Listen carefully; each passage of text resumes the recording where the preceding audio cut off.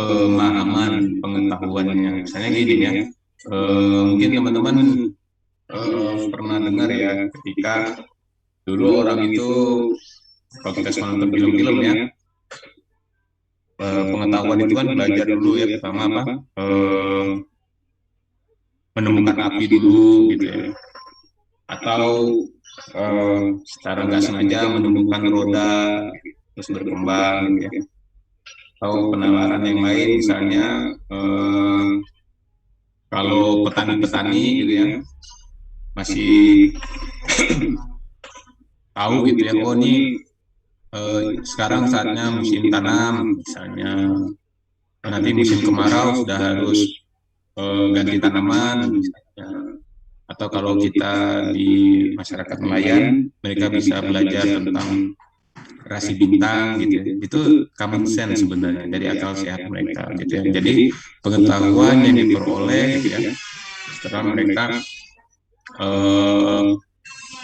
mempelajari gitu ya fenomena-fenomena yang ada di sekitar manusia itu. Tapi gitu ya, kemudian berkembang gitu ya. Nah, akal sehat itu enggak sepenuhnya gitu ya menjamin bahwa pengetahuan yang diperoleh itu benar gitu ya, sahih gitu. Nah, ini yang membuat gitu ya muncul keraguan akan metode non ilmiah tadi gitu. Jadi ada argumennya gitu ya.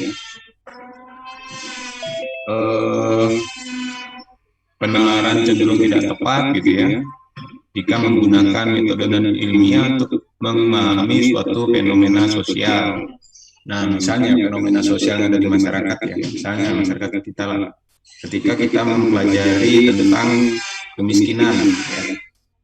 Nah, secara penalaran gitu ya, orang miskin itu ya karena dia tidak punya pekerjaan misalnya.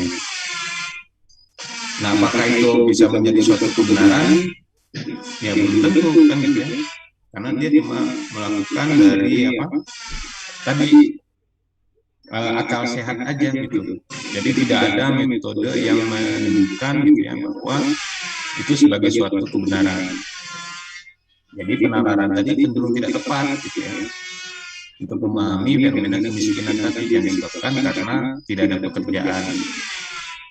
Nah, kemudian untuk mengurangi kesalahan tadi maka dikembangkan ilmu pengetahuan yang baru gitu ya, metodenya yang mementingkan sistematisasi, keteraturan, dan keketatan dalam proses penalaran. Ini kata kuncinya ada sistematisasi, keteraturan, dan keketatan proses. Gitu. Nah, ini yang membedakan tadi penalaran yang metode non ilmiah menjadi metode yang disebutnya metode yang ilmiah, karena ada proses gitu ya penalaran yang mementingkan sistematisasi dan keteraturan maupun keketatan tadi.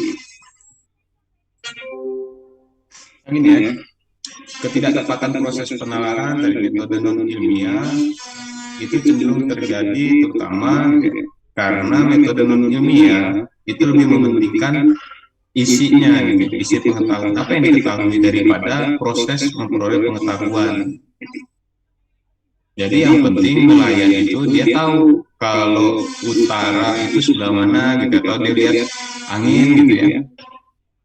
Yang penting dia tahu gitu isinya gitu. Tapi bagaimana dia memperoleh pemahaman gitu mengenai bahwa kalau angin basah intensitas sekian, ombak akan sekian, itu kan nggak ada gitu ya. Jadi nggak ada metodenya gitu. Jadi dia lebih menalarkan. Yang penting apa isinya daripada proses memperoleh pengetahuan itu sendiri. Nah, isi pengetahuan yang didapat tadi yang dari non ilmiah cenderung mengandalkan realitas sosial hasil olahan indrawi yang berwujud experiential reality atau agreement reality. Nah, experiential reality seperti ini contohnya, misalnya ya,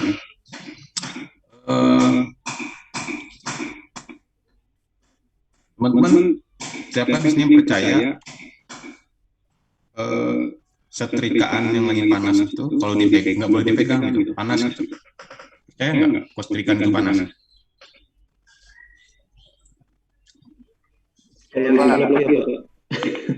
Ada yang pernah? Ada yang pernah? nyolok. Ada yang pernah nggak colok? Siapa tadi? Pernah kesenggol setrika nggak? Pernah nggak? Atau kenal pot beberapa gitu? Pernah Bapak. Pernah kan? Pernah Bapak.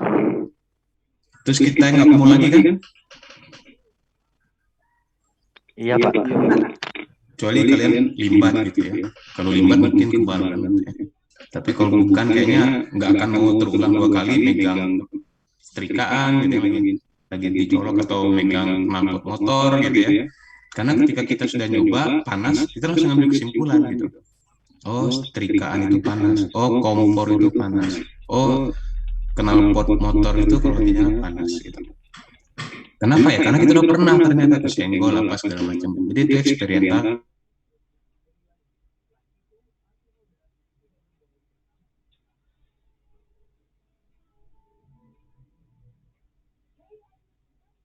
Reality ya. Nah, kalau agreement reality seperti ini memaknainya. Kalian tahu Neil Armstrong? Tahu Pak. Kenal? Iya, nggak secara dekat Pak, dari buku. Nggak secara dekat. Kirain kakaknya itu kakaknya Pak Uzan. Hari Neil Armstrong itu dia pernah ke bulan kan ya? Dia menyebutkan apa? Bumi itu kalau dilihat dari bulan itu bulat. Gitu. Saya enggak?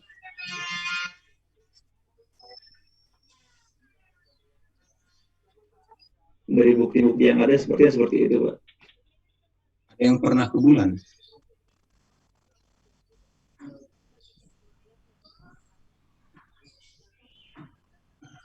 Nggak ada yang pernah atau penasaran gitu kan? Gue nggak percaya tuh sama Neil Armstrong gitu kan? Gue pengen ke bulan lah buktiin gitu bener apa enggak gitu. Bumi itu bulat gitu. Ada nggak yang berpikir seperti itu? Nah ini yang membedakan ya. Kalau tadi experiential reality itu berdasarkan pengalaman kitanya.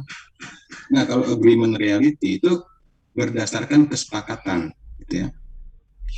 Yang punya experientialnya ya tadi cuma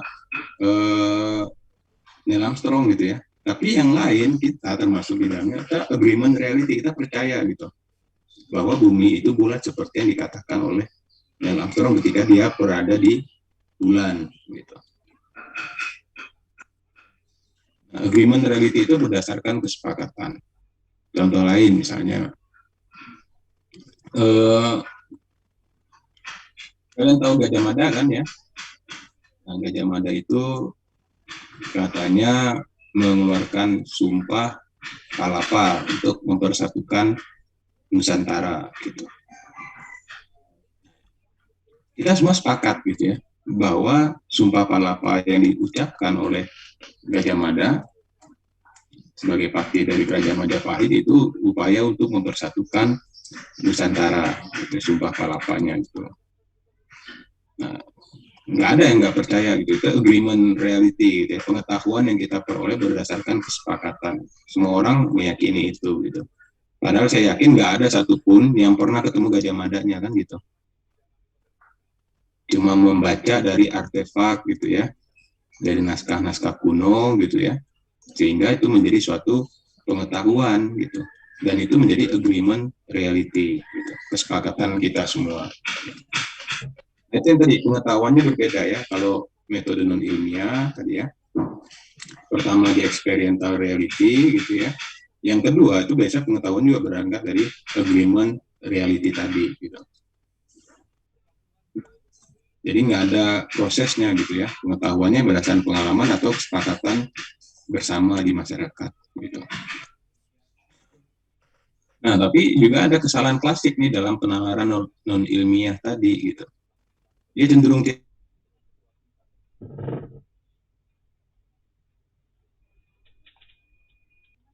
Oke ya, jadi tadi apa namanya kita bicara tentang ontologi itu terkait dengan apa namanya objek.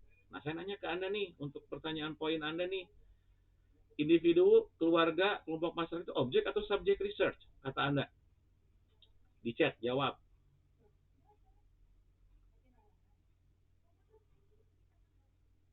Individu, keluarga, kelompok masyarakat yang benar itu Ananda Gary. Subjek research-nya. Gary dapat ya, meskipun jago bola tapi juga tahu apa itu subjeknya gitu ya. Oke Gary, selamat ya.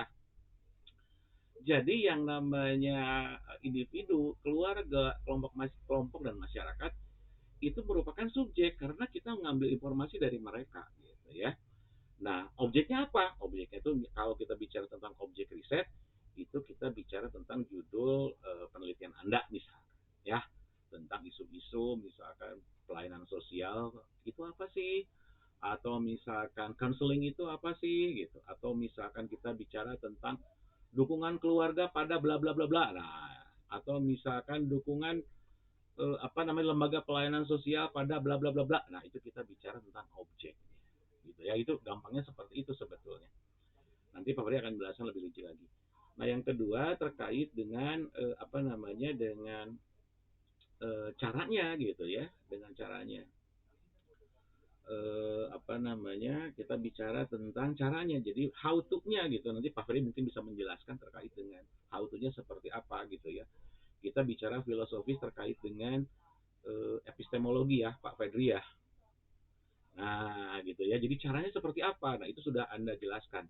Nah dasar-dasarnya ini nanti yang akan Pak Ferry juga ungkap, harus disimpan dalam mindset Anda nih nanti yang Pak Ferry jelaskan selanjutnya gitu ya.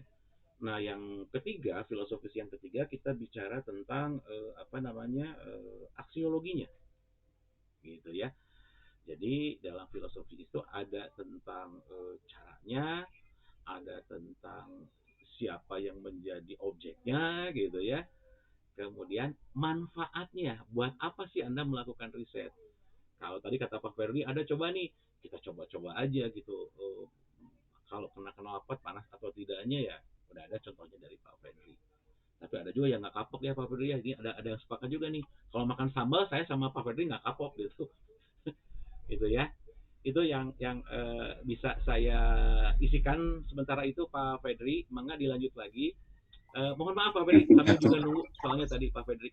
Jadi kepotong Pak Fedri ya. Gak apa-apa Pak. Itu non Pak Ari. Punten saya ini jadi ini jaringannya jadi saya coba nggak pakai share screen mungkin lebih kuat ya. Tapi saya coba sampaikan intinya gitu ya.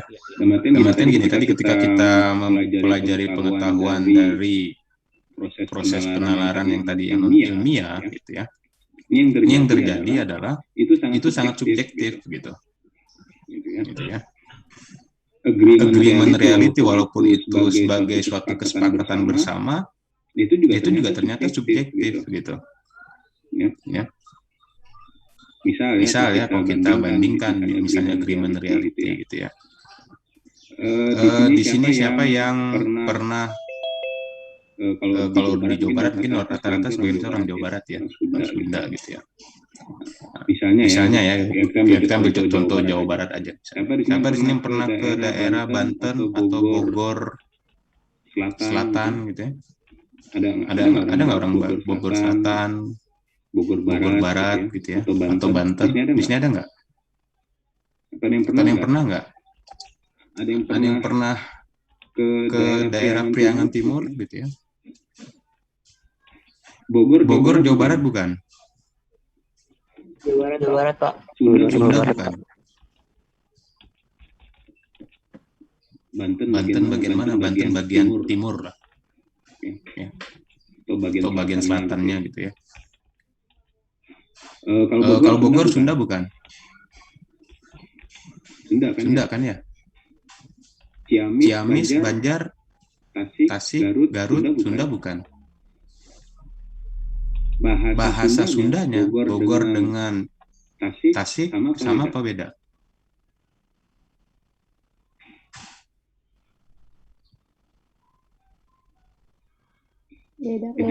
Beda ya Aisyah kan? Nah itu bentuk agreement reality gitu ya. Yang agreement reality di Bogor gitu ya, ngomong maneh ke bapaknya gitu ya, itu biasa gitu ya, nyebut ke bapaknya gitu kan, atau ngomong apa punten ya misalnya ya gitu ya, hari maneh tos dahar misalnya kan ke bapaknya kan gitu kan, ke bapaknya dia ngomong gitu misalnya. Di Bogor itu biasa. Coba itu disampaikan di Priangan Timur gitu ya, Garut, Tasik, Banjar gitu ya. Yang ada anaknya dikutuk jadi maling kundang kan gitu ya. Ngomong maneh ke bapaknya kan gitu, istilahnya kan gitu. Nah, itu menunjukkan agreement reality itu dia juga tidak bisa digeneralisasikan gitu. Dia subjektif, dia tergantung gitu. Nah itu yang tadi dimaksudkan. Jadi ketika bicara tentang experiential reality dan agreement reality, dua-duanya itu dia nggak bisa, dia terlalu subjektif. Itu yang disebut dengan kelemahan tadi ya. Ketika disebut bahwa penalaran non ilmiah itu cenderung dia terbatas gitu, dia subjektif gitu. Dan kadangkala gitu ya, kadangkala juga penalaran ini juga dia akan bersifat manipulatif gitu. Tergantung dari siapa yang memberikan pengetahuan tadi, gitu, penalaran tadi, gitu. Misal akhir-akhir inilah ya kita bangsa Indonesia gitu ya, sejak urusan pilpres gitu ya, sampai sekarang itu kayaknya nggak pernah berhenti ya, heboh gitu ya. Ada aja yang dihebohkan gitu ya. Poin terakhir kan Saiful Jamil ya dihebohkannya gitu ya. Yang teman-teman tahu kan Saiful Jamil itu. Saya mah nggak akan angkat Saiful Jamilnya, gitu. Saya cuma pengen nanya ke teman-teman gitu ya. Ada perdebatan tentang hari lahir Pancasila ya nggak sih? Masih ingat nggak teman-teman? Gitu ya. Jadi yang benar hari lahir Pancasila tuh tanggal berapa kan gitu ya? Nah, atau apa yang terjadi dengan G30S PKI sebenarnya gitu? Apakah itu memang murni pemberontakan gitu ya? Atau itu rekayasa apa gitu ya? Nah tadi karena pengetahuannya tadi dia bersifat agreement reality yang subjektif gitu ya. Jadi sering terjadi gitu ya, ada informasi-informasi yang nggak tersampaikan gitu. Jadi siapa nih sebenarnya yang merumuskan Pancasila apa ya kan gitu ya kemarin ya? Karena informasi pengetahuan yang sebelumnya agreement reality yang diberikan itu sangat subjektif gitu. Nah ini yang menunjukkan tadi ya perbedaan antara perbedaannya kelemahan-kelemahan ketika kita menggunakan proses pengetahuan yang non ilmiah atau berdasarkan penalaran gitu ya. Ya walaupun tadi dia bisa dua munculnya, bisa dia experiential reality atau dia agreement reality gitu. Nah dari sinilah atas kritikan-kritikan itu gitu ya muncullah gimana caranya biar pengetahuan itu bukan cuma hasilnya yang diperoleh gitu, tapi dari proses memperoleh pengetahuannya inilah yang harusnya dipercaya gitu. Bukan hasilnya gitu, bukan isinya, bukan isi pengetahuannya yang dipercaya, tapi proses menemukan isinya itu yang harusnya dipercaya gitu. Nah proses menemukan pengetahuan inilah yang disebut dengan metode penelitian. Karena semua pengetahuan gitu ya, itu pada dasarnya berangkatnya dari hasil penelitian gitu ya. Ketika manusia menemukan api gitu ya, itu proses penelitian kan gitu ya. Sebenarnya kan gitu ya, walaupun itu tidak secara terstruktur gitu, pengalaman pribadi terus, tapi dia melakukan kajian sebenarnya kan gitu. Nah sekarang berkembanglah pengetahuan tentang metode penelitian itu ya. Nah berkembang itu menjadi dua gitu ya, kuantitatif dan kualitatif. Nah kuantitatif dan kualitatif itu merupakan hasil kombinasi dari experiential reality dengan agreement reality tadi gitu ya.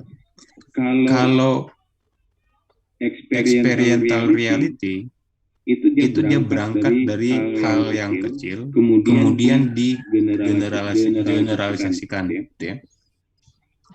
Tadi misal contohnya tadi knalpot itu panas kan gitu. Halnya kecil, cuma kejadian satu orang gitu ya, kemudian digeneralisasikan. Dan sebaliknya kalau agreement reality itu dari hal yang besar gitu ya, bumi itu bulat, kemudian itu dipahami oleh semua orang setiap individu. Gitu. Nah, kombinasi dari keduanya inilah menghasilkan metode penelitian dengan menggunakan pendekatan induktif dan deduktif. Gitu. Nah, induktif itu dari hal yang kecil ke hal yang besar, kalau deduktif dari hal yang besar ke hal yang kecil. Nah, ini proses penemuan, bukan penemuan ya, proses dari perkembangan tentang mencari pengetahuan itu sendiri. Gitu. Akhirnya lahirlah kedua bentuk metode, yaitu metode kualitatif dan metode kuantitatif. Sama nggak kira-kira kuantitatif dan kualitatif? Siapa yang mau jawab kira-kira? Bintang, gimana bintang? Bedanya apa?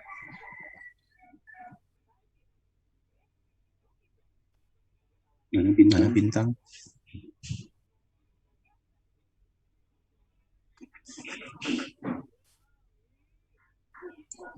Ada bintang?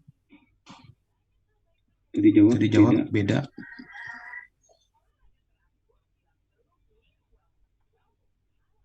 Bintang, lanjutkan Bintang. Halo Bapak, suara saya jelas nggak? Jelas. Dari nama bintang gambarnya bulan. Bukan.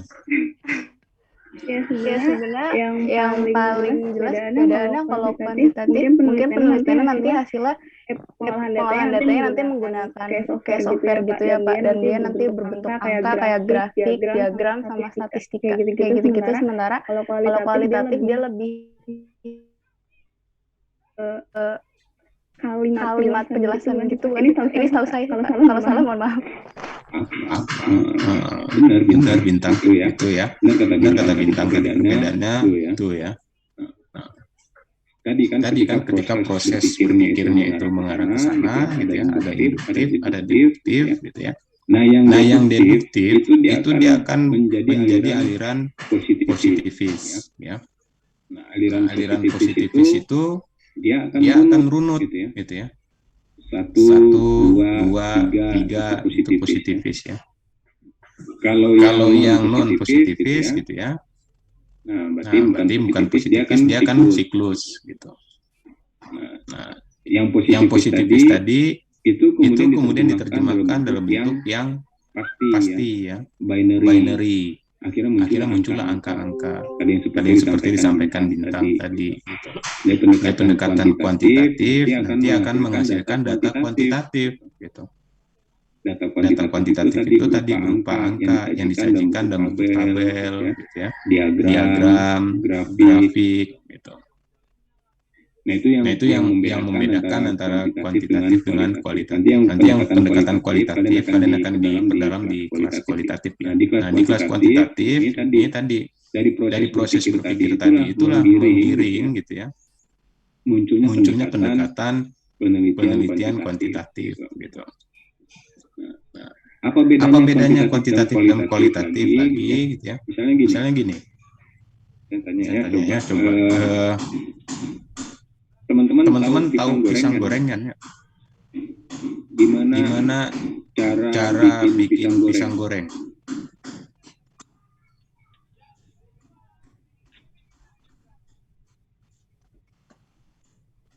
Digoreng. Ya betul, digoreng. Gimana? Gitu Pak. Dibuka dulu Pak pisangnya. Apa? Kenapa Gary? Dibuka dulu kulitnya. Buka dulu kulitnya. Iya tuh masa kulitnya digoreng ya, benar Gary. Berarti harus ada pisangnya kan ya? Mau bikin pisang goreng, ada pisangnya kan gitu ya. Terus apa lagi? Tepung. Terus apa lagi?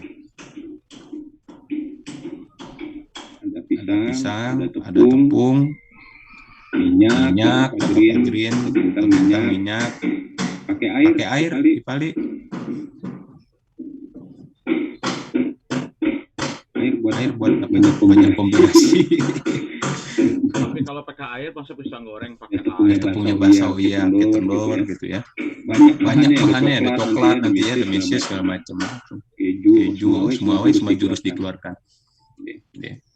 Yang pertama ada pisangnya pasti kan gitu ya. Kedua ada pancinya ya, penggorengannya kan gitu.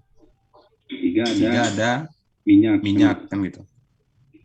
Berarti pisangnya kalau pakai tepung, tadi kan tepungnya udah basah, tadi kan pakai telur, tepungnya segala macam, pisangnya masukin dulu ke adonan tepung telur air tadi kan, baru minyaknya dipanaskan, baru pisangnya digoreng di minyak kan gitu ya. Akhirnya jadi pisang goreng. Pertanyaan kedua, kalau bikin pisang rebus gimana? Bahannya sama nggak? Beda Pak, tinggal direbus air.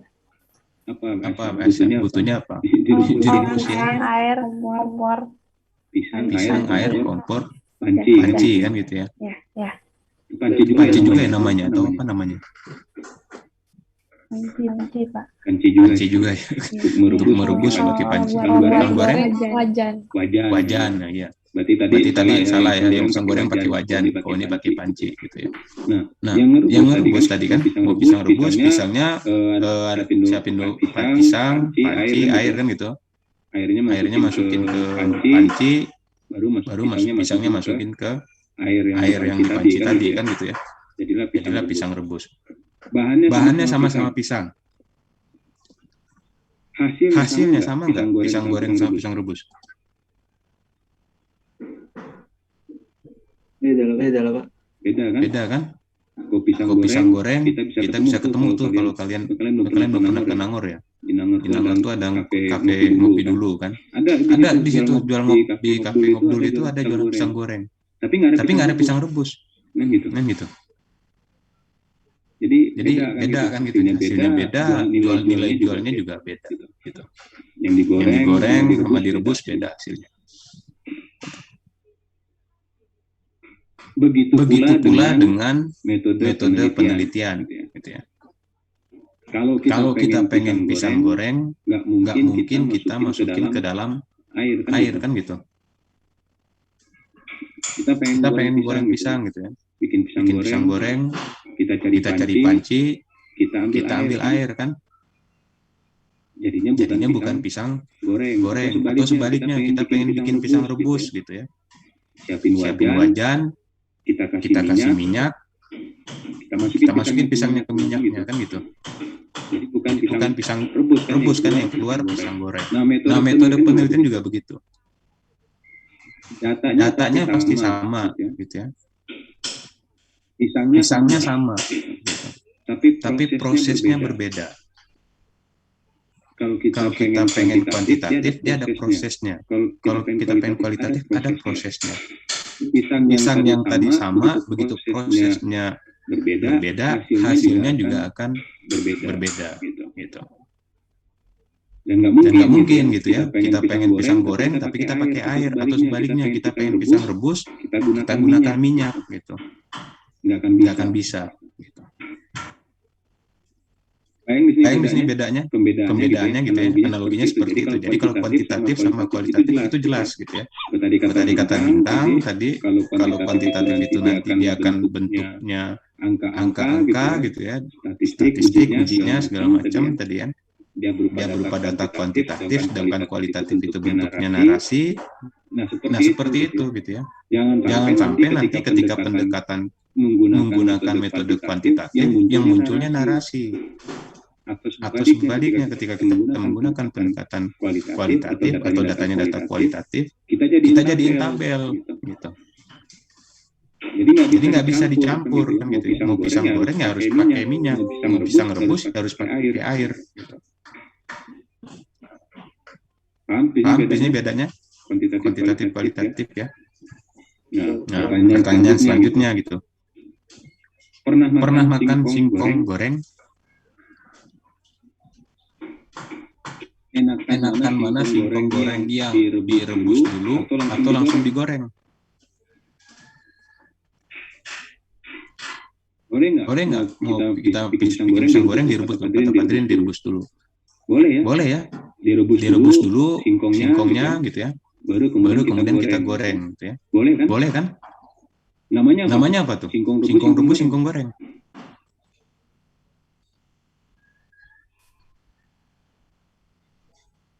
Tetap singkong goreng. Betul ya. Ujungnya gitu ya. Singkong rebus goreng gabungan gitu ya. Nah, itu yang disebut dengan metode gabungan. Mix ya. Boleh nggak kuantitatif dengan kualitatif kita gabung? Boleh pada prinsipnya gitu ya. Tapi prosesnya tetap beda. Singkong goreng tadi kan mau direbus dulu kan. Singkongnya pakai air dulu.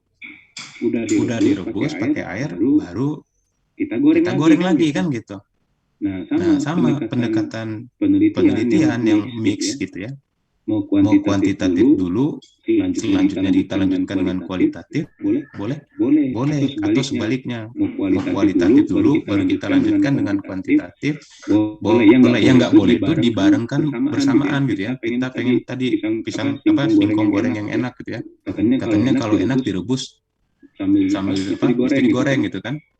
Ini nggak biar cepat gitu kan, air sama minyak dimasukin di panci, digabungin di situ. Nanti ujung-ujungnya singkong goreng kan gitu.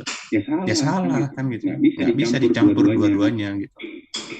Harus satu-satu kan gitu. Tetap direbus dulu, baru digoreng. Nah, kuantitatif dan kualitatif tadi kalau mau di mix itu juga seperti itu. Ya. Boleh menggunakan kuantitatif dulu, baru dilanjutkan dengan kualitatif. Atau sebaliknya, kualitatif dulu, baru dilanjutkan dengan kuantitatif. Yang nggak boleh dicampur itu dua-duanya gitu ya.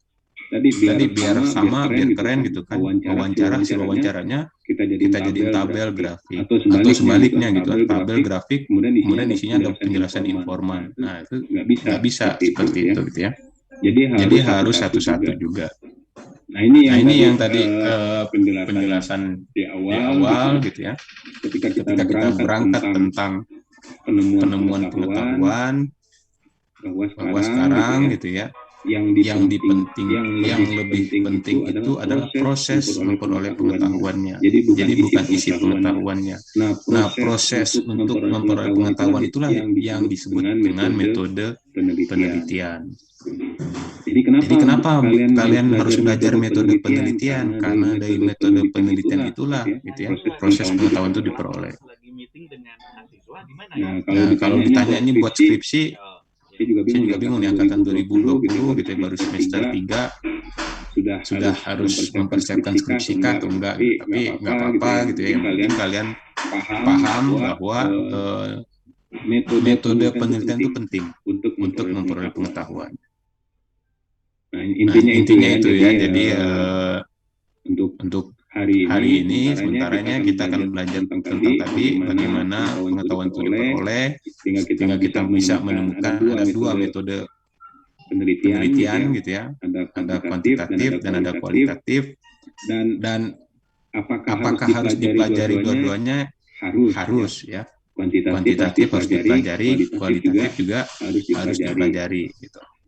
Nah, masalahnya nanti kalian akan menggunakan salah satu pendekatan penelitian, kualitatif maupun kuantitatif, itu bukan karena kalian bisanya itu, gitu ya. Saya pengen melakukan penelitian nih, saya mah pengennya kualitatif, gitu. Kalau kuantitatif nggak bisa. Atau sebaliknya gitu kan, saya mah pengen kuantitatif cepat, kalau kualitatif mah lama. Bukan karena itu alasannya ya. Jadi yang mendorong menggunakan pendekatan penelitian itu adalah tujuan dari penelitian itu sendiri. Ketika tujuan kalian ingin menggambarkan, mendeskripsikan, kalian akan menggunakan pendekatan kualitatif gitu ya. Ketika tujuan penelitian kalian ingin melihat hubungan, mengenai pengaruh, gitu ya, menguji hipotesis, maka itu akan menggunakan pendekatan kuantitatif. Ya, bukan karena bisanya atau senangnya, gitu ya. Bukan. Kalau mau bisanya, senangnya, ya tentunya ya Pak Ari, Bu Nunung, saya, Pak Santoso, Bu Desi, gitu ya. Pengennya kalian bisa kualitatif dan kuantitatif, senang kuantitatif dan kualitatif, kan gitu. Harusnya gitu ya, harusnya kalian punya dua kemampuan itu gitu. Ya itu secara umum dulu mungkin. Selanjutnya mungkin Pak Ari ada tambahan dulu. Nanti kita sambil berdiskusi. Rasanya sudah jelas dari Pak Fedri barusan sih. Sudah clear. Tadi saya sudah memberikan juga tentang apa ini Pak Fedri yang tadi yang tentang apa namanya review dari sedikit yang ditugaskan ke teman-teman mahasiswa Pak Fedri yang di Newman itu kan kita bicara tentang apa definisi penelitian itu apa, kemudian juga asumsi-asumsi dalam penelitian itu apa saja, kemudian juga kemungkinan yang mungkin muncul dalam melakukan proses penelitian itu juga sudah ada gitu ya, seperti halo effect, overgeneralization dan lain-lain gitu Pak Fedri. Dan di akhir Newman itu kan sebetulnya kalau tidak salah tentang langkah-langkah seperti yang Pak Fedri baluskan gitu ya, yang kualitatif seperti apa, yang kuantitatif seperti apa. Yang di bukunya Newman itu seperti itu sih Pak Fedri yang saya ungkap tadi ke teman-teman mahasiswa. Itu kalau mungkin ada, kalau misalkan dari teman-teman yang mau bertanya silakan. Jadi juga tidak hanya dari saya, dari Pak Fedri. Kalau ada teman-teman yang mau nanya silakan. Gitu ya Pak Fedri ya? Iya Pak. Iya Pak.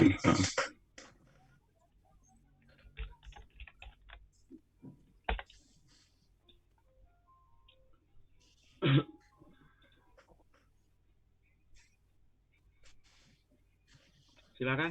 Nah, mau tanya dulu. Atau mau ditanya kayaknya nih.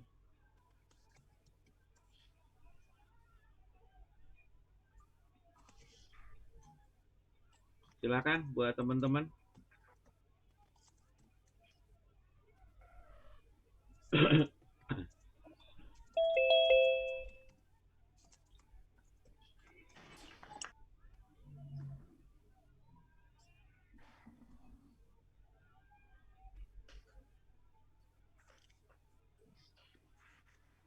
Pusing ya. Tadi ya kan ini masih terlalu abstrak ya tadi ya. Materinya juga ini materi antara awal dulu. Jadi pada intinya sebenarnya nanti kita akan mempelajari gitu ya.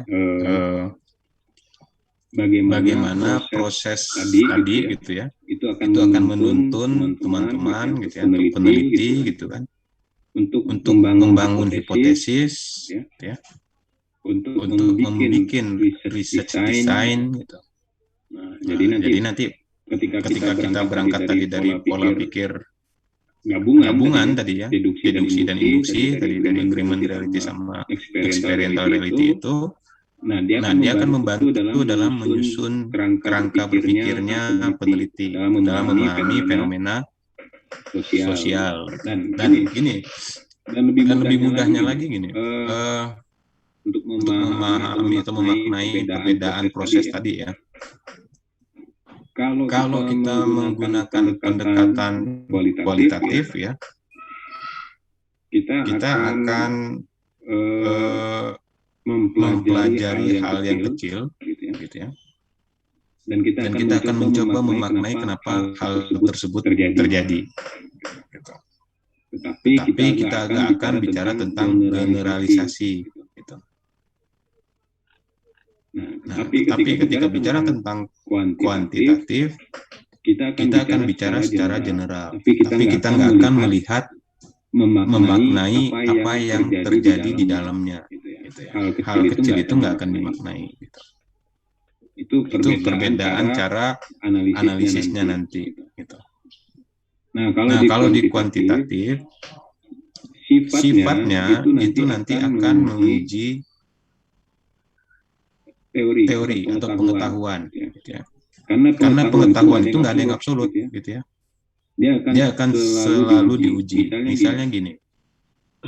Dulu orang berpikir bahwa pengetahuan itu menyebutkan bahwa ada hubungan gitu ya. Ada pengaruh antara tingkat pendidikan dengan tingkat partisipasi politik misalnya. Jadi semakin tinggi tingkat pendidikan, maka semakin tinggi tingkat partisipasi politik seseorang. Itu dari suatu pengetahuan dulu, gitu ya. Di teorinya seperti itu. Tapi tadi pengetahuan itu nggak ada yang absolut. Kenapa? Karena masyarakat itu berubah, masyarakat dinamis, gitu ya. Fenomena sosial itu kan berubah. Nah sekarang jadi nggak relevan gitu. Tingkat pendidikan dengan tingkat partisipasi politik itu jadi nggak relevan lagi. Semakin tinggi tingkat pendidikan justru malah semakin menjauh mereka dari aktivitas politik gitu ya. Nah ini kan jadi menunjukkan bahwa pengetahuan itu akan selalu terus-menerus diuji dalam pandangan atau perspektif dari kuantitatif tadi, bahwa agreement reality maupun experiential reality ketika digabung itu selalu terus-menerus diuji. Kalau kualitatif kita nggak akan bertujuan menguji ya, untuk memaknai gitu. Kenapa seseorang itu aktivitas politiknya biasa saja atau aktivitas politik dia menjauh dari aktivitas politik, nah itu kualitatif. Tapi kalau kuantitatif dia akan bicara tingkat, hubungan, pengaruh tadi, sesuatu yang bersifat kuantitas gitu ya, ukuran itu kuantitatif. Gitu. Nah karena tidak absolut gitu ya, dan harus selalu terus-menerus diuji pengetahuan itu, bagi penelitian dengan menggunakan pendekatan kuantitatif itu akan jadi lebih mudah gitu. Karena kuantitatif itu punya tagline gitu ya, we are standing on the shoulders of giants gitu ya. Kita itu sudah berdiri di atas bahu-bahunya raksasa. Nah bahu-bahu raksasa itu siapa? Pengetahuan gitu. Pengetahuan itu sudah ada, teori itu sudah ada. Misal ya, kita pengen bicara tentang pemberdayaan kemudian masyarakat. Jim Ive itu sebelumnya menjelaskan bahwa pemberdayaan masyarakat itu bisa dilakukan dengan 23 proses gitu ya, tahapan. Tetapi kemudian dia membantah sendiri pengetahuan yang dia sampaikan gitu ya. Diuji lagi sama dia kan gitu ya. Akhirnya dia menyimpulkan nggak lagi 23 sekarang 21. Dan terus lagi berubah lagi. Kalau dulu dia bicara tentang pentingnya gitu ya, bicara tentang apa, top down dan bottom up gitu. Sekarang nggak lagi bicara itu gitu. Jim Ive sudah bergeser. Dia bilang bahwa yang penting sekarang globalization gitu. Hal-hal lokal itu diangkat menjadi hal yang global gitu. Baca buku Jim Ive yang baru, yang terakhir ya, dia akan menjelaskan itu. Nah ini menunjukkan pengetahuan itu nggak absolut, bahkan dari satu orang peneliti itu sendiri gitu. Penelitian yang sudah, pengetahuan yang dia sampaikan, yang dia peroleh, dibantah lagi dengan pengetahuan yang dia juga peroleh berikutnya gitu. Yang jadi pengetahuan dalam ilmu pengetahuan itu nggak ada yang absolut, dia akan terus-menerus berproses. Nah, pendekatan kuantitatif itu akan selalu menguji pengetahuan tadi. Gitu. Kita pengen lihat nih bagaimana katakanlah ya tingkat perkembangan anak gitu ya, atau pengaruh sekolah jarak jauh PJJ, pembelajaran jarak jauh dengan tingkat perkembangan anak gitu. Ya dulu kan nggak ada yang pernah mempelajari ini satu-satu aja kan, dulu belajar tingkat perkembangan anak orang tahu gitu ya, banyak teori perkembangan anaknya. Perkembangan anak di sekolah, pendidikan yang dulu sebelum terjadinya pandemi orang sudah banyak melakukan. Tapi itu diuji gitu ya. Sekarang dengan situasi yang berbeda, dengan situasi harus seperti ini yang kita lakukan sekarang, pembelajaran jarak jauh gitu, ada nggak pengaruhnya dengan tingkat perkembangan anak? Nah itu kan jadi kita menguji lagi pengetahuan yang sebelumnya sudah ada. Gitu ya. Kalau pendekatan kuantitatif dia akan selalu bicara tentang teori-teori yang sudah ada sebelumnya, itu yang diuji masih relevan atau tidak gitu. Karena kita yakin bahwa masyarakat itu dinamis. Dulu orang nggak ada yang pernah membayangkan kelas seperti ini kan gitu ya. Sampai awal tahun 2020 gitu, tahun lalu gitu ya, bulan Januari, bulan Februari itu nggak pernah kita membayangkan ada kelas seperti ini gitu. Tapi sekarang orang udah biasa gitu ya. Dulu orang nggak pernah berpikir gitu kalau kelas itu kalau berangkat ke kelas gitu kan harus tampil rapi kan gitu ya. Nah sekarang kan enggak kan, kalian di rumah mungkin ada yang masih belum mandi kan gitu, atau masih pakai baju tidur tadi pagi kan gitu, ikut kelas kan gitu. Nah itu ya, Jadi situasi situasi kan berubah. itu Itu intinya. intinya. Jadi Jangan khawatir gitu, gitu kita kita pengen melakukan melakukan penelitian itu, karena tadi dalam proses menemukan pengetahuan pengetahuan gitu ya, itu akan terus menerus berjalan. berjalan. Jadi nggak akan ada istilah, Waduh, saya bingung nih nyari apa lagi gitu. Orang Orang udah meneliti ini, enggak enggak gitu. Pengetahuan itu akan terus berjalan selama proses yang kita lakukan itu benar.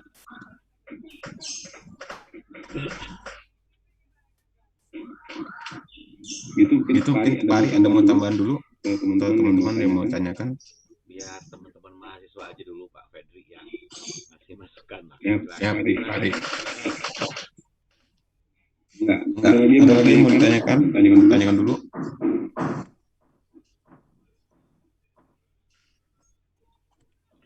Queenie raise hand tuh Pak Fedri. Ya, saya izin bertanya Pak. Sebelumnya mohon maaf. Jadi kalau menurut buku yang di Newman itu kan bilang kalau misalnya orang biasanya berasumsi mengenai suatu hal atau seseorang itu berdasarkan halo efek itu penilaian terhadap seseorang berdasarkan keterangan pertama. Tapi ada yang bilang di Google, saya baca lagi kalau misalnya itu tuh penilaian yang positifnya aja itu disebutnya halo efek. Nah, kalau menurut Bapak halo efek itu yang positifnya aja, penilaian positifnya aja, atau penilaian pertama entah itu positif atau negatif gitu Pak? Ya tergantung ya, maksudnya bisa aja tadi kalau efek menilai positifnya aja gitu ya, bisa juga negatifnya aja. Jadi misalnya gini ya, kalau kita ngelihat dalam riset gitu ya, nah jadi dua-duanya ya, mau kita melakukan pendekatan kualitatif maupun kuantitatif, selalu kita terkait dengan individu kan gitu ya, baik dia sebagai informan atau dia sebagai responden gitu. Nah kalau di kuantitatif gitu ya, responden itu dia pertama ya dia harus ngerespon dulu gitu. Dia merespon suatu pernyataan atau pertanyaan gitu ya dalam kesempatan yang pertama gitu. Jadi nggak boleh berpikir dua kali gitu.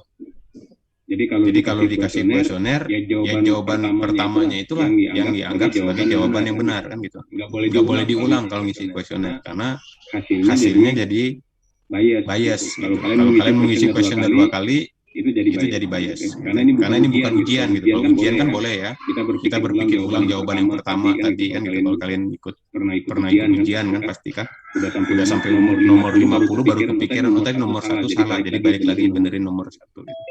Tapi kalau di penelitian yang diangkat itu ada yang pertama yang dipilih. Nah kalau kualitatif dia agak berbeda gitu ya. Itu bisa diklarifikasi. Jadi kalau tadi penjelasan ini dalam konteks penelitian gitu ya. Jadi memang ada yang diambil, ada yang harus diklarifikasi ya. Gitu.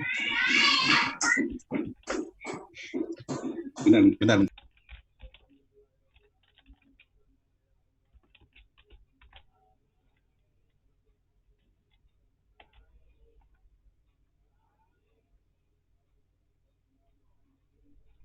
Oke, sedikit tambahan dari saya mungkin Pak Fedri ya. Enggak, Pak. Kalau ini nanya tadi, ini yang diambilnya kesan pertamanya ada positif atau negatifnya gitu ya. Tapi etik dalam satu riset itu kan tentunya kita harus memandang itu dari berbagai macam perspektif, dari berbagai macam sudut pandang gitu ya. Artinya apa? Kita harus juga kalau seorang peneliti harus melihat juga ada alasan-alasan yang dia harus melihat sisi positifnya dan sisi negatifnya gitu ya. Jadi itu yang harus memang dipahami oleh seorang peneliti, bahwa kita tidak boleh melihat itu hanya dari satu sudut pandang saja gitu. Jadi harus dari dua-duanya.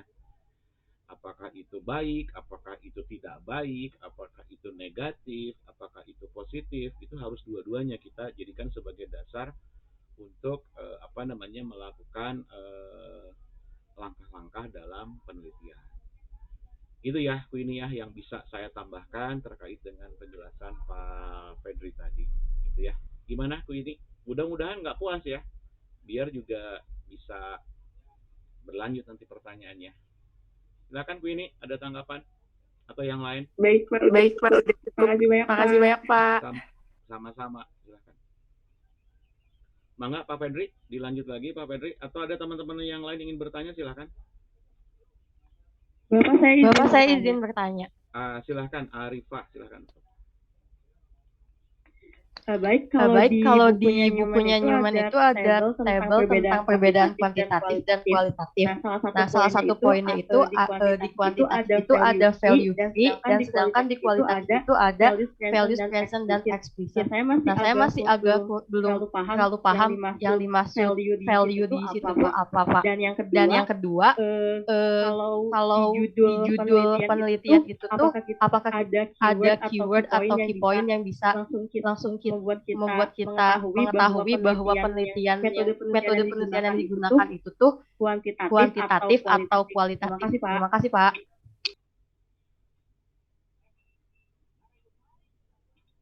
Ya, Arifah tadi tabel yang mana Arifah? Halaman tabel 2 ya? Iya Pak, di halaman 17.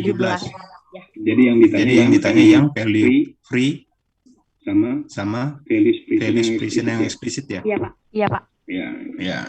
Jadi kalau kuantitatif ya itu pada prinsipnya dia bebas nilai ya. Maksudnya gini.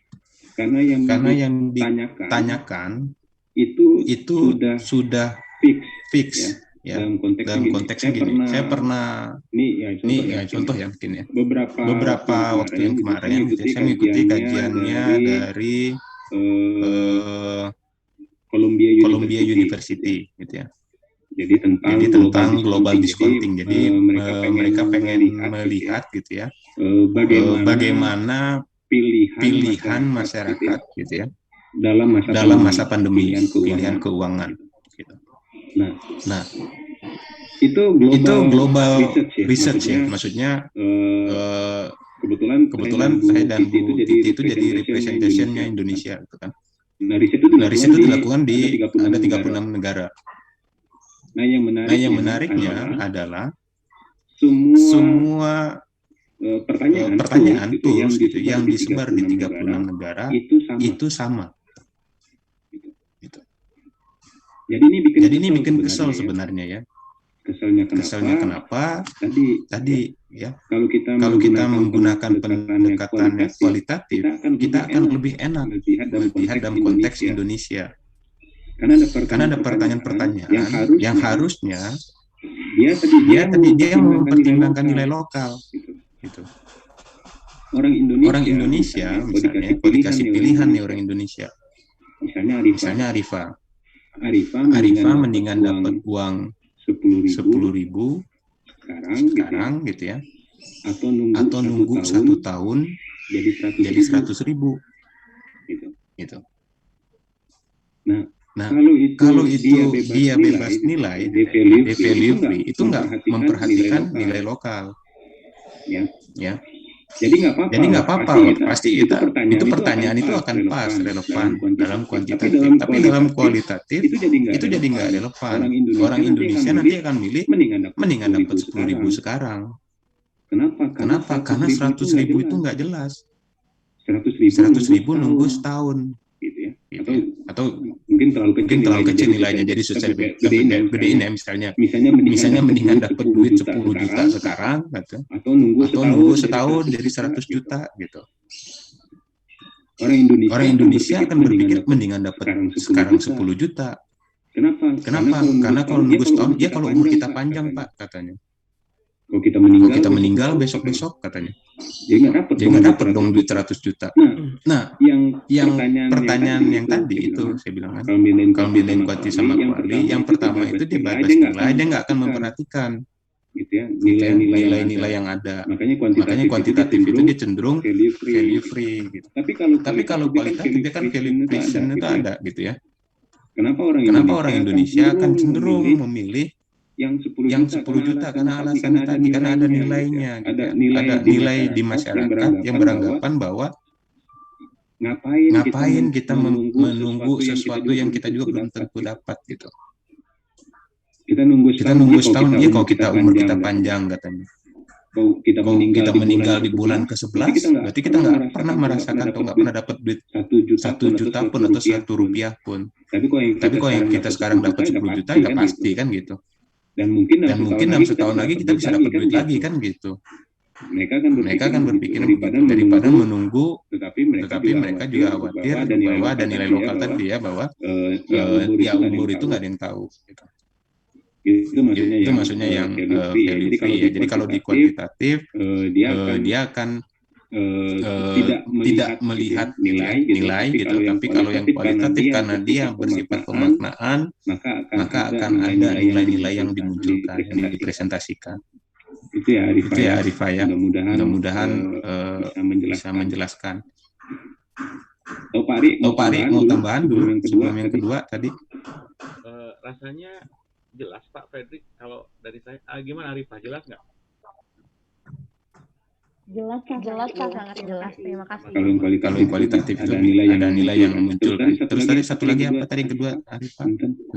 Ini Pak kalau misalkan kita melihat suatu penelitian, tapi kita tuh baru baca judulnya aja. Nah itu tuh apakah kita ada keyword atau key point gitu yang bisa membuat kita tahu bahwa metode penelitian yang digunakan itu tuh menggunakan kuantitatif atau kualitatif. Sebenarnya gini, metode penelitian itu tadi kan apa? Itu ditentukan dari tujuan penelitiannya mau apa. Kalau judul itu dia sebenarnya cuma representasi dari isi penelitian. Kalau dulu iya ya judul itu sangat spesifik dalam artian sama seperti tujuan penelitiannya. Makanya orang langsung bisa nebak, ini mah judulnya kuantitatif, kalau memang tujuan penelitiannya juga sama. Tapi sekarang cenderung trennya gitu ya. Ini juga baru kemarin dirapatkan ya Pak Ari di fakultas.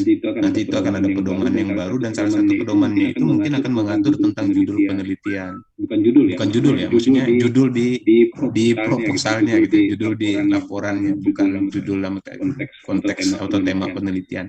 Judul penelitian itu nanti akan cenderung boleh dengan bahasa yang agak populer gitu. Jadi ini kemarin dibahas jadi nggak lagi kalau dulu kan judul itu representasi dari tujuan sebenarnya.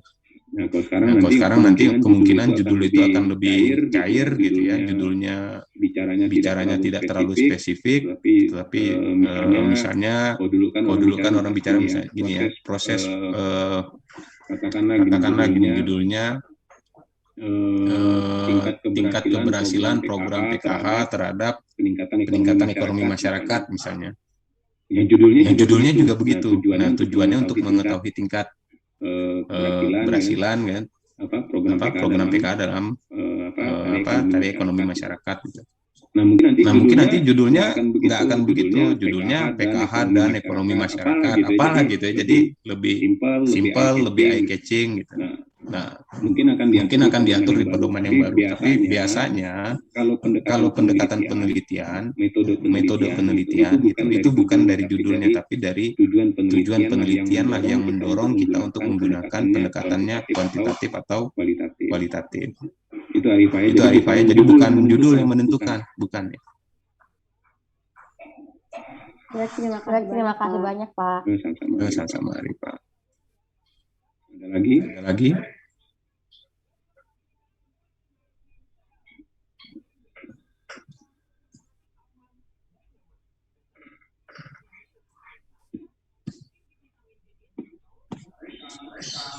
Nah yang Newman gitu ya, Newman ini memang nanti kita akan Kalau kuantitatif itu saya rasa Newman ini akan sangat jelas ya kalau teman-teman bacanya jauh, itu dia akan detail dalam menjelaskan langkah-langkah dalam pendekatan kuantitatif gitu ya. Cuma menjadi hambatannya nanti itu ketika kita bergeser ke analisis atau analisa data kuantitatif ya, karena teman-teman belum ngambil statistik ya Pak Ari ya. Ya, jadi itu tantangan buat kita, buat juga teman-teman mahasiswa ya Pak Fedri ya. Jadi nanti akan bingung juga ya Pak Ari ya, caranya untuk karena analisis data kuantitatif itu salah satunya adalah menggunakan uji statistik gitu. Jadi nanti kita coba inilah ya Pak Ari ya, teman-teman 2020 juga nggak terlalu bingung ya karena statistiknya belakangan. Tapi ada kan ya Pak Ari ya? Kenapa Pak Fedri?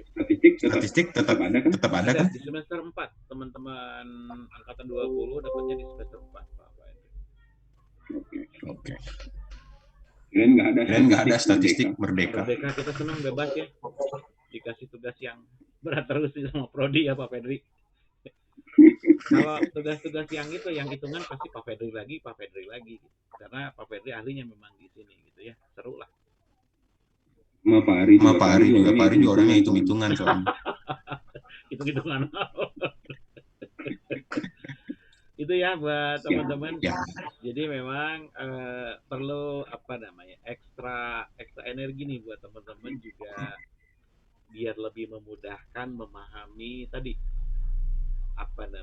terkait dengan ini pertanyaan Arifah tuh menggelitik juga ya gitu. Tahunya dari mana sih judul? Nah, itu kan sebetulnya kita bicara tentang objek risetnya gitu ya, atau judulnya gitu ya.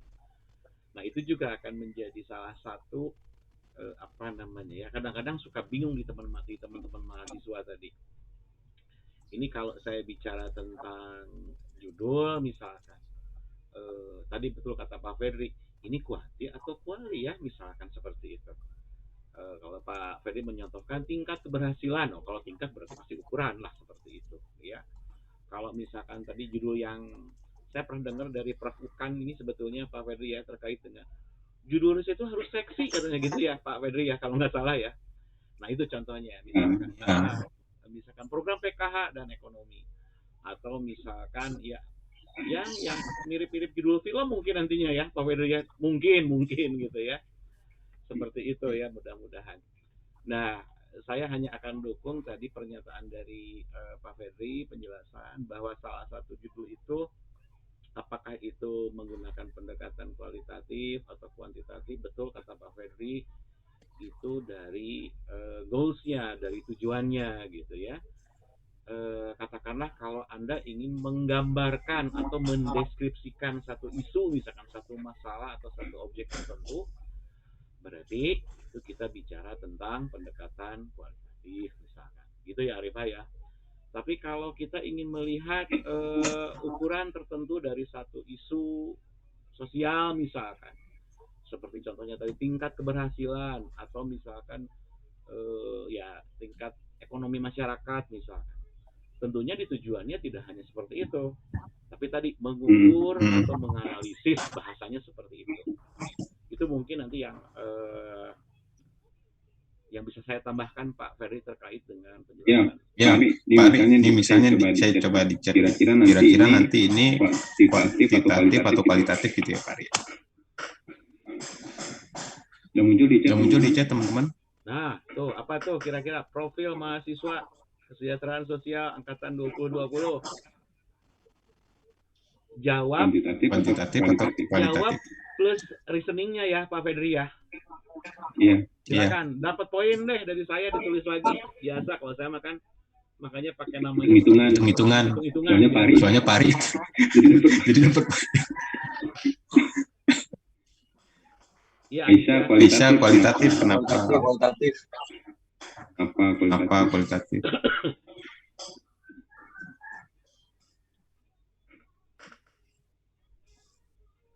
Ya sama alasannya. Silakan Aisyah atau misalkan Faiza tadi Iya, Pak.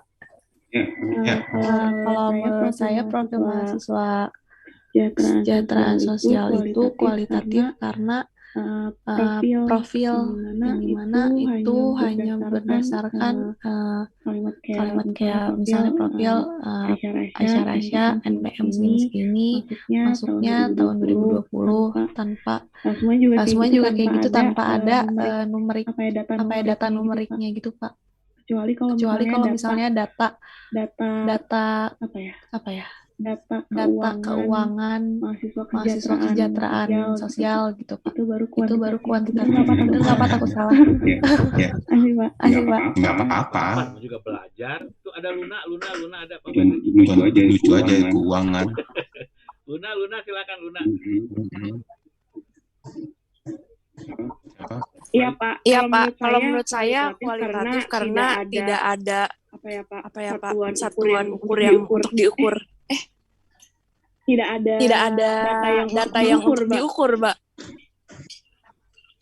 Begitu sih, Pak. Menurut saya. Ada lagi alasannya? Udah begitu saja, Pak. Sudah begitu saja, Pak. Simpel banget, Luna. Mangga Pak Fedri, nanti saya tambahkan lagi. Mangga, silakan. Saya kasih di chat lagi ya.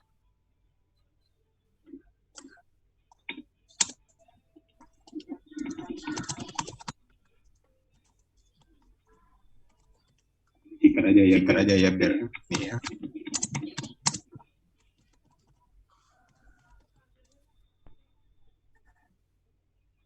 Kalian naik lagi berapa orang? Satu angkatan total berapa? 2020 berapa orang? Jumlah mahasiswa. Kurang lebihnya 10 orang. Laki-laki. Iya, Pak. Cuma 10 asli, Raffi. Ketua kelasnya siapa ketua kelas? Raffi. Iya, Pak. Saya Pak. Tapi punten kalau dari teman-teman lain ada yang tahu jumlah pastinya boleh dibantu. Soalnya saya kurang ulang lagi.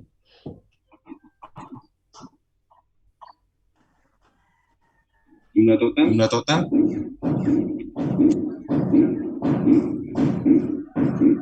Yang kuliahnya itu 59 sekarang.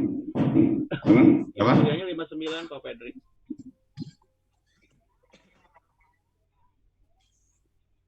Total 61. Sama kita berdua kan?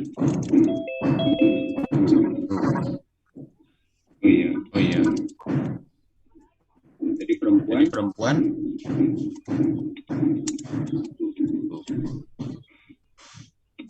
udah dibantu jawab di chat ya.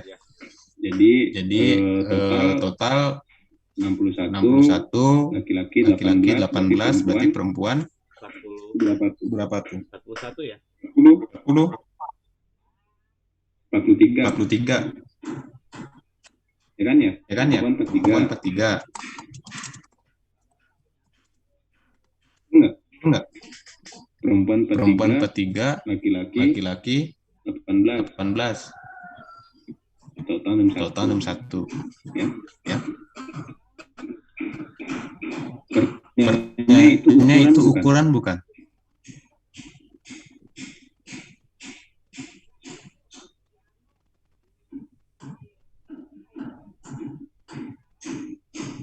Ukuran bukan kira-kira? Ukuran. Jadi kuantitatif kualitatif.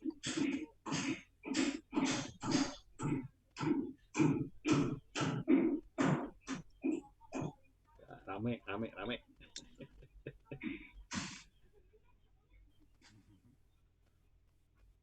Tergantung tujuan penelitiannya. Kuantitatif, kualitatif. Nah, pertama gini, ketika bicara profil, ya, profil mahasiswa kesejahteraan sosial 2020, ya, dia akan bicara tentang kuantitatif, ya. Itu sama seperti kalau teman-teman melihat data yang dikeluarkan BPS. profil Kabupaten Sumedang tahun 2020 atau Kabupaten Sumedang dalam angka 2020 atau sensus penduduk Indonesia 2020 ya. Itu akan jadi kuantitatif. Memang cuma satu variabel. Ya memang cuma satu variabel boleh. Univariat itu boleh. Kuantitatif gitu. Ya. Tujuan penelitiannya apa ada? Ya tergantung tujuan penelitian, betul, tergantung tujuan. Ketika tujuannya tadi menjelaskan ya tentang profil tadi, itu akan bicara tentang kuantitatif. Kalau tadi bicaranya ini, misalnya ya, tujuannya itu misalnya tadi kan profil ya, tadi profil mahasiswa. Kalau yang ini jadinya kualitatif. Ini.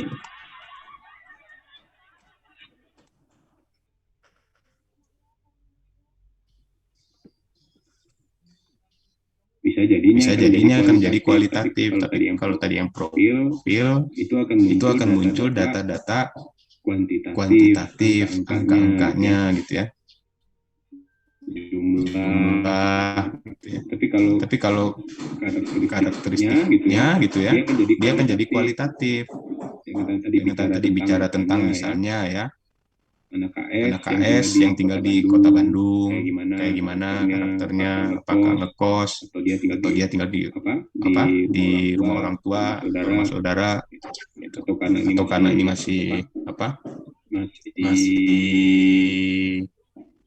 pandemi gitu kan, jadi nggak ada yang tinggal di Jatinangor misalnya, yang gitu. Tapi kalau tadi yang profil itu jadinya kuantitatif karena nanti akan muncul data-data kuantitatif tadi dari jumlah gitu ya. Terus tadi ada kategorisasi laki-laki perempuan misalnya. Itu ya. Bisa dipahami atau Pak Ari ada tambahan dulu? Cukup dulu kayaknya kata Pak Fedri, biar teman-teman mencerna dulu nih logika kuantitatifnya, logika kualitatifnya, kemudian juga terkait dengan langkah-langkahnya gitu ya, kemudian juga contoh kasus seperti yang sudah Pak Fedri bilang tadi, rasanya sudah clear kalau menurut saya. Nanti tinggal melangkah kepada materi-materi berikutnya sih Pak Fedri kalau menurut saya. Kecuali kalau teman-teman masih ada yang mau nanya, silahkan. Halo. Silakan. Fauzan mau nanya tuh katanya. Enggak, Pak. Hari saya nelpon sebentar ya. Ya, sebelum ngobrol sama teman-teman mahasiswa. Gimana? Rasanya sudah cukup ya kalau untuk beberapa pemahaman awal. Mudah-mudahan tidak ngebul nih kepala Anda gitu ya, karena memang materinya lumayan seperti ngobrol, tapi kalau Anda baca lagi, Anda pahami, bikin Anda juga lumayan bikin Anda pusing gitu. Jadi mudah-mudahan minggu depan kita sudah bicara ke dalam rincian atau turunan dari objek risetnya seperti apa ya. Jadi kita bicara dari judul, mungkin nanti melanjutkan dari yang arifah gitu ya. Yang arifah itu terkait dengan kenapa di kualitatif seperti ini, kenapa di kuantitatif seperti ini. Kemudian bedanya kuali dan kuanti ada di mana, mungkin saya sama Pak Fadil akan jelaskan di minggu depan gitu ya. Terkait tadi dengan penjelasan yang tadi kalau tidak salah tentang free value ya, kalau kata arifah tadi. Itu yang bisa disampaikan. Saya juga tidak berani berbanyak-banyak dulu memberikan kepada Anda, takut nanti malah nanti ini ngomong apa sih gitu ya. Nah, takut juga seperti itu. Nah, silahkan Anda kalau mau nanya lagi ke saya atau ke Pak Fedri, sah-sah saja, silahkan. Senang saya kalau ditanya sama Pak Fedri. Oh iya, sekali lagi saya tambahan deh ya. Apa namanya? Saya meminta Anda menuliskan nomor NPM di yang pertama, kemudian angkatan di yang kedua. Sebetulnya itu untuk memudahkan saya dan Pak Fedri terkait dengan penyiapan untuk evaluasi pembelajaran. Saya nggak tahu apakah itu kuis, apakah itu UTS. Yang jelas tadi bahwa dua angka pertama itu NPM, kemudian underscore, kemudian angkatan, underscore baru nama gitu ya. Biar juga kami memudahkan apa namanya memberikan space atau ruang kalau nanti ada apa kuis atau UTS gitu ya, biar juga kendalanya lebih gampang untuk Anda semua. Jangan sampai misalkan Pak saya ikutan kok kuis kok tapi namanya nggak ada, ya mungkin tadi nggak sesuai dengan format nama yang Anda tuliskan sebetulnya. Itu aja sih sebetulnya. Bukannya saya ingin ulang-ulang juga, enggak. Ya silakan saja.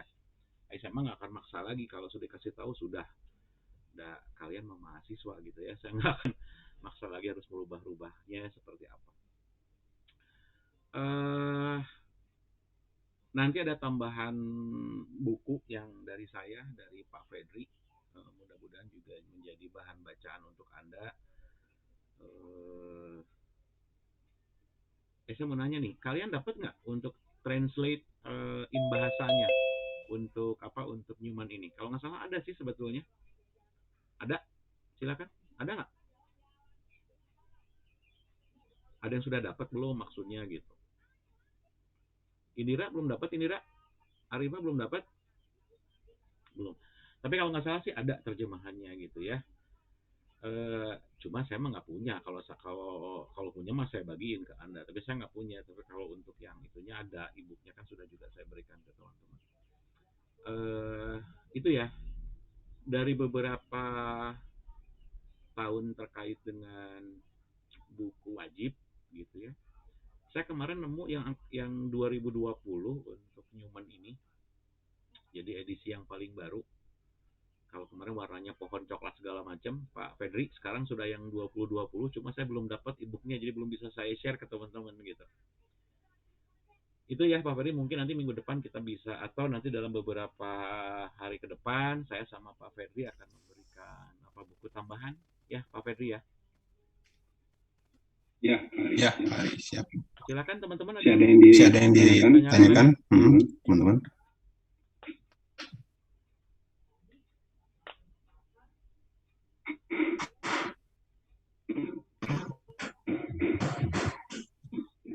Kalau nggak ada jangan lupa absen di chat ya.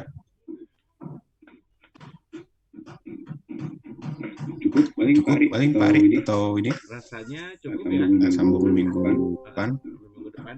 Pak Fedri nanti kita ngobrol berdua dulu ya. Boleh. Ya teman-teman silakan. Ada yang bertanya lagi? Kalau tidak ada cukup sih, kalau dari Pak Fedri udah cukup ya tadi ya. Saya juga udah cukup sih. Ya Pak Ari cukup Pak. Dari minggu depan lagi kita bahas tentang minggu depan tentang ini tadi yang dari Arifah tadi Pak Fedri, perbedaan kuali kuanti, kemudian perbedaan terkait juga dengan objek riset dari satu objek riset gitu ya. Itu yang mungkin nantinya yang ke ini Pak Fedri, yang ke ukuran-ukuran itu yang tadi dikemukakan sedikit aja dulu pengantarnya sebelum ke siap.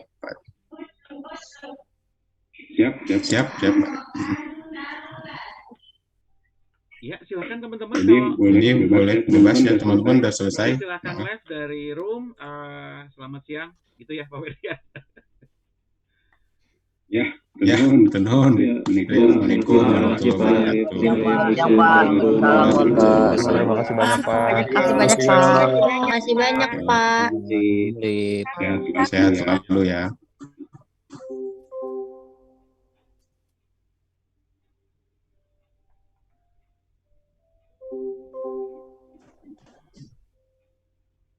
Selalu ada yang seperti ini.